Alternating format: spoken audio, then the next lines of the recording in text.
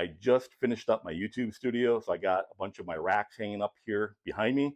And years ago, when I was a younger bow hunter, we'll call it, I ended up getting, some nice bucks, and I would just go and I would take the skull plate and cut it off, and then just have the skull plate laying around. And I want to display those again on the walls behind me for the YouTube studio. And I came across this product here called the Bone Bracket by a company called Skull Hooker. Now, I did make some modifications to it, and I think that's what really makes this component stand out a little bit more. I love how it works, it looks, and actually it's fairly inexpensive. It's just a great way to display your trophies. I have one more rack to put together, so I've been saving that for you folks to show you how that's done. So let's go put that together and then get that last rack hanging on the wall back here.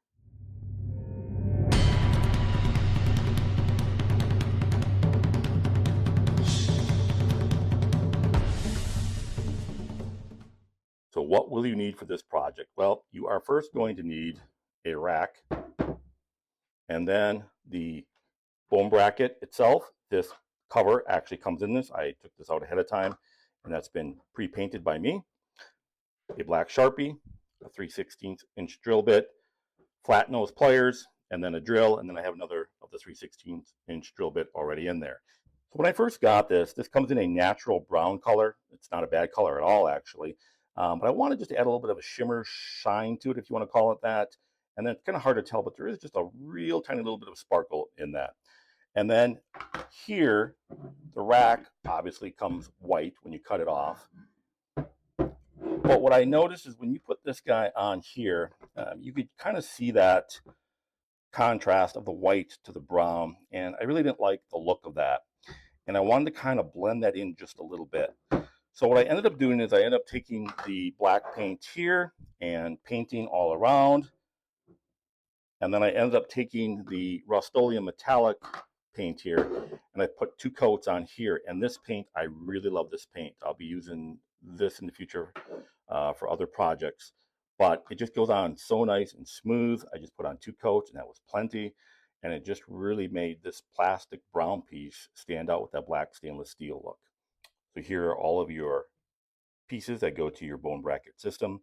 This is the wall bracket piece, and then this piece attaches into here, and then this is the piece that we're going to attach to the skull itself, and all of the mounting hardware there, and then the rubber band, and that rubber band is to keep this guy on that skull cap, and I'll show you how that goes on. So I got the rack right here, and essentially I take this piece here that attaches to it, and I am going to just drill holes into there. And the purpose of the black marker is to mark my holes. So essentially I just hold it in place and I make a dot where I want that to go. And then I go on the other side and make another dot.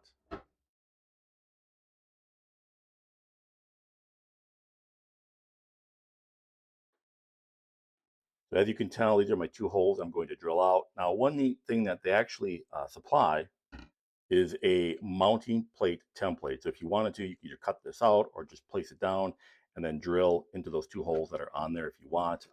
I don't utilize it. The magic marker with this works just fine, but that's kind of a neat little component that they have on their packaging. All right, so we're going to drill. Make sure you keep those fingers out of the way.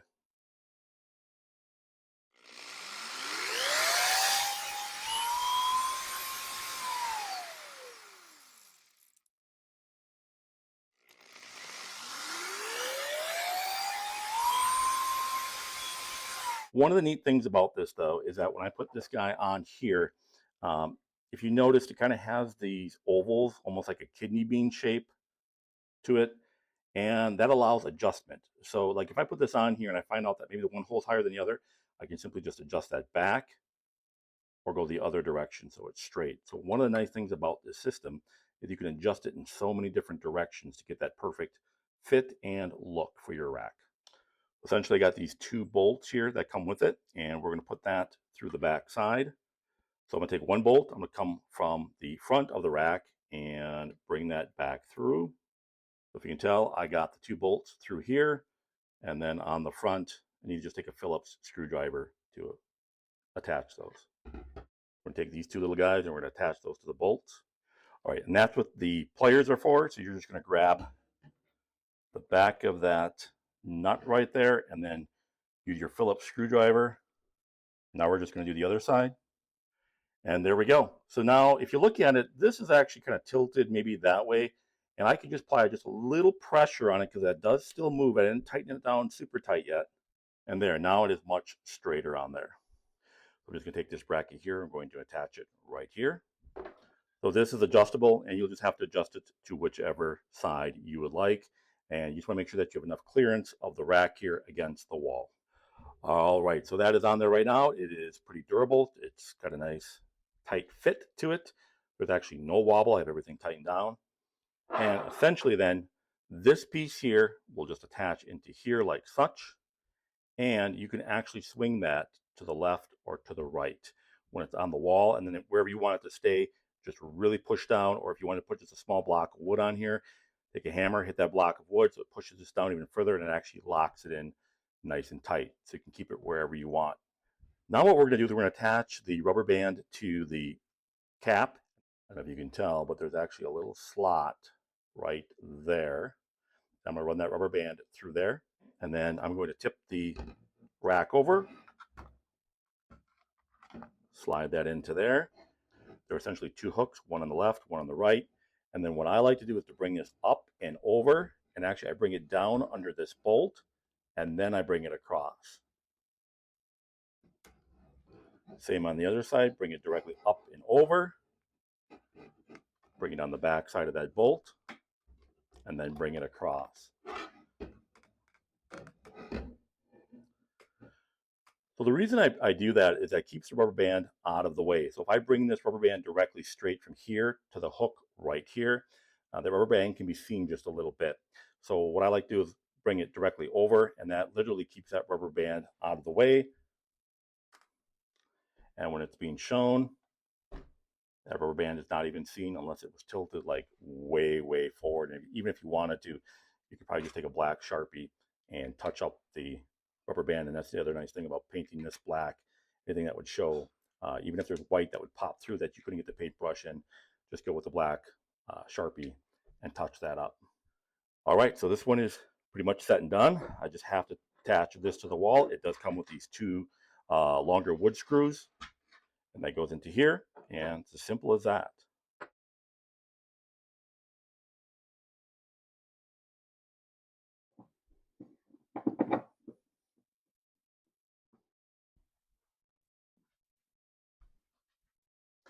Well, folks, I think the YouTube studio is looking pretty sharp, and thanks to that bone bracket by Skullhooker, I was able to condense a lot of those racks close together, and if you have space at home that, or I should say a lack thereof, I think that bone bracket is a really great choice, and it's probably the least expensive out of any system to hang your trophy on the wall. Oak and Iron Outdoors is a multifaceted outdoor channel. I like to share my bow hunting tips as well as my fishing tips and my adventures out there. And then with my background as a certified personal trainer and associate degree in physical therapy, I like to share strength training and fitness tips. So if you don't mind, once again, hit that subscribe button. And until next time, Clint from Oak and Iron Outdoors.